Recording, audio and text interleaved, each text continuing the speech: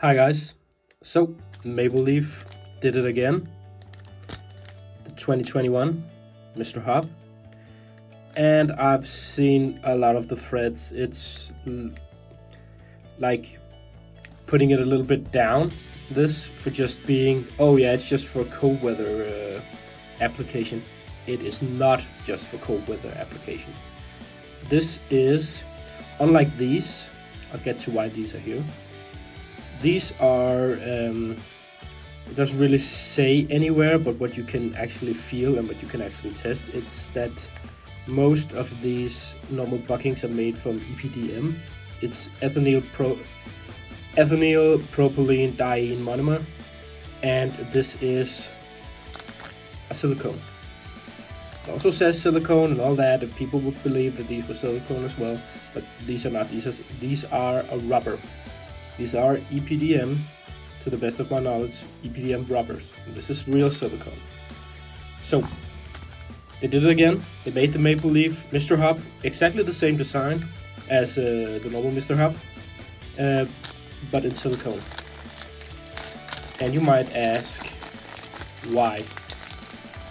And I can understand. But it's the same. It's see-through compared to, I know this is a Macron, but they're both yellow, so they should both be 60 degrees or 60 shore. They're not. So why make a new bucking of new material? Normally, silicone is a lot more expensive than this material. It has a lot of benefits. Some you don't utilize in Airsoft. For example, that silicone has a lot more stability with high heat and low heat. Maybe the low heat, well, the negative degrees is utilized in Airsoft, but the high degrees is not. What is that this is way more durable than this. So you're gonna get more shots out of this. This feels more brittle, but it's absolutely not. The wear resistance on this is much higher than on this. You can look it up, just look up whatever EPDM versus silicone rubber, you'll see for yourself. And it's also more form stable. Why should you care? Yeah, you should care because every single time a BB passes by the knob inside, like the protrusion, it needs to go back and reset itself. Every single time a BB goes past this is pushed down, it needs to reset itself. A very small experiment here.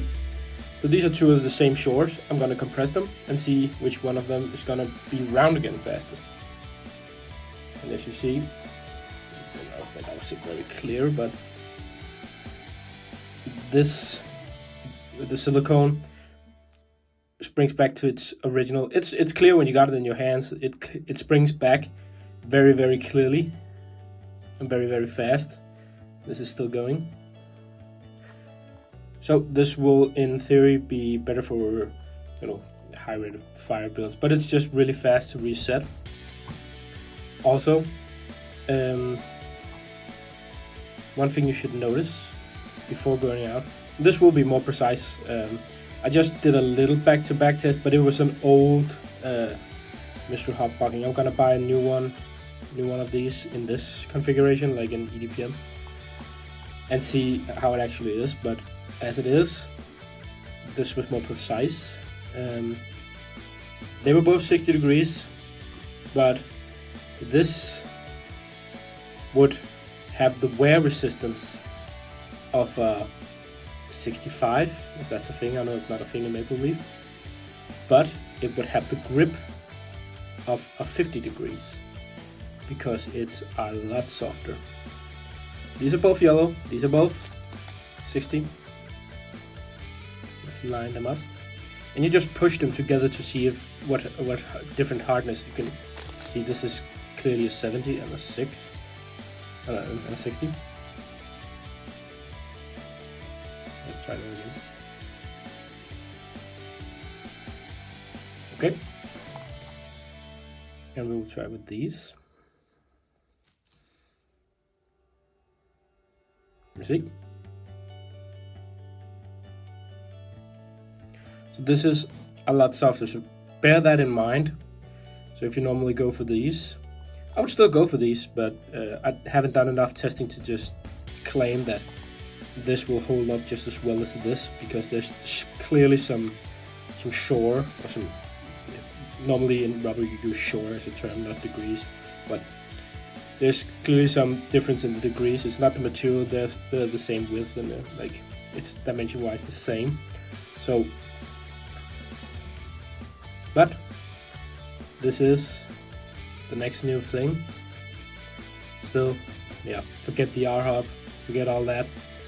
The only application, like real world application, that R-hub would have if you needed to have a hard bucking lips, like for, say, I'll have one here, like have an 85 degrees lip, and then the shore of the patch inside would be like 60 degrees. But I've never actually seen the use for this, but that's the only like real reason to R-hub, because you can just put these and pop them in.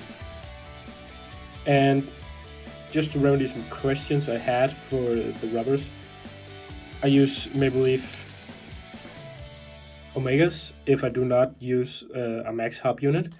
These are great, but a lot of other things, Namatsu Firefly and things like that, works great as well.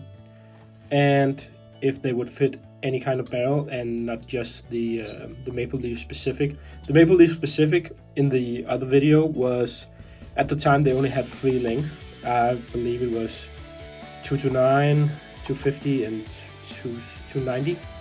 But now they have 3 more lengths. I will link them underneath. Just they're a lot longer, so you have more availability. But you have this line in here, which in a Maple Leaf barrel you will have here as well, so it would contribute to the airseal. But I'm just gonna get this over this edge. This is a very old barrel. This needs some lubricant. But this will fit. This will fit over. This is whatever standard SEMA barrel. It will fit over whatever Mad Bull barrel or something like that, no problem. It will have this little lump, but it should still be able to go into other housings quite easy. So no problem. Just use whatever barrel you have. You don't have to buy a Maple Leaf barrel. So yeah, the R-hub killer revised, and it's even more amazing now. So see you next time.